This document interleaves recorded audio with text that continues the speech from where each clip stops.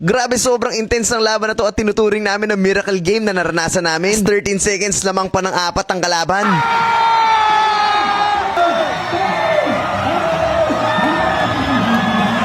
Samahan nyo ako guys, i-unboxing natin itong dumating na package dito sa bahay. At ang laman ng package nito, walang iba kundi dalawang Bible. Ipakita ko yung dahilan kung bakit ko nagustuhan. So parehas lang naman to, magkaibang kulay, yung isa brown. At ito yung loob, sobrang clear, ang ganda ng print, at ang laki ng spaces sa gilid. Totoo lang, dito na ako excited ngayon. At yung isa naman, walang iba kundi color black. At sobrang ganda ng texture niya. Kaya lang habang nagbabasa ako, may namumroblema. Umakyat-akyat, hindi naman makababa. 3 araw na kasi nag-workout yan, kaya ang sakit daw ng legs niya.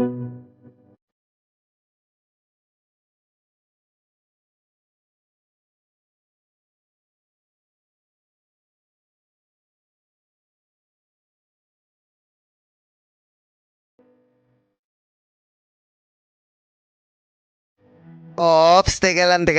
Kinikilig kayo masyado eh. Tinulungan ko lang bumaba kasi nga nag-workout, masakit yung legs. Anyway, kayo ba naka-order na ng Toy Story Collection? Pwede pa rin kayo humabol. Click nyo lang yung link sa comment section. At makakatulong kayo na malaki dahil lahat po ng kikitain nito ay ginagamit namin para sa mga misyon. Kaya wag po kayo magpapauli. I-click nyo na po yung link and get your Toy Story Collection now. So bago natin ituloy ito, meron lang ako mabilis na gustong i-share. Sabi sa Psalm 39 verse 4, Panginoon, paalalahanan nyo ako na may katapusan at bilang na ang aking mga araw, na ang buhay ko sa mundo ay pansamantala lamang. Paalalahanan nyo akong sa mundo ay lilisan. Like what I said, mabilis lang to. Pero nire-remind ka ng Panginoon na saglit lang ang buhay mo sa mundo. Masyado na kayo nagpapagod, masyado kayo naiinis, masyado kayo nag-aalala. Baka hindi na natin nakikita kung ano talagang mas mahalaga. The simple things in life na ipinagkaloob ng Panginoon, nakikita mo pa ba? O dalang-dala ka na sa bilis ng pagbabago sa mundo? Slow down, kinakausap ka ng Panginoon, kaso hindi mo siya naririnig. Mabilis ka lang dito, kahit sino ka mang nanonood ngayon. Sana makilala mo ng totoo ang Panginoon. And I pray na naiintindihan mo talagang mensahe ng video na to. Guys, ito mapapanood nyo, grabing laro to, sobrang intense. Galing ng kalaban namin, tignan nyo naman kung paano binutas yung depensa na parang wala lang, easy at sobrang crucial nun. Kaya napatime out talaga agad ako. Tignan nyo naman kasi yung score, halos parang wala ng pag-asa. 13 seconds lamang sila ng 4.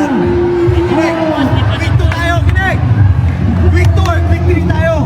Ngayon, pag sumot, mapaul tayo kaagad. Walang pag-na-or. Pag sumot tayo, pag nakashoot tayo, atakihin mo siya. Pag nakashoot tayo, ang goal natin, ma 5 seconds violation siya ng tao-tao. Patingin doon. Praising His eternal name of thou Jesus!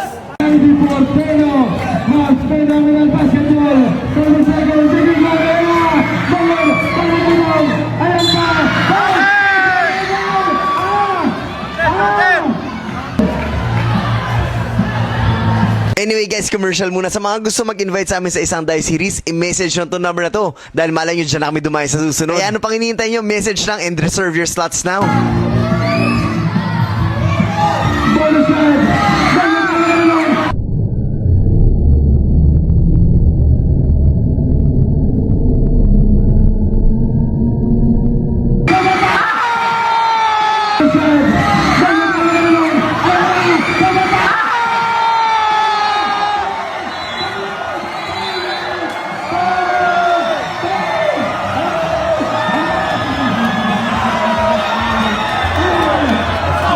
Pero dito sabi ko, kumalma kayo, hindi pa tapos yung laban, meron pang 6 seconds na natitira. Kumapit kayo, eto na Malaysia, is now or never, finish it!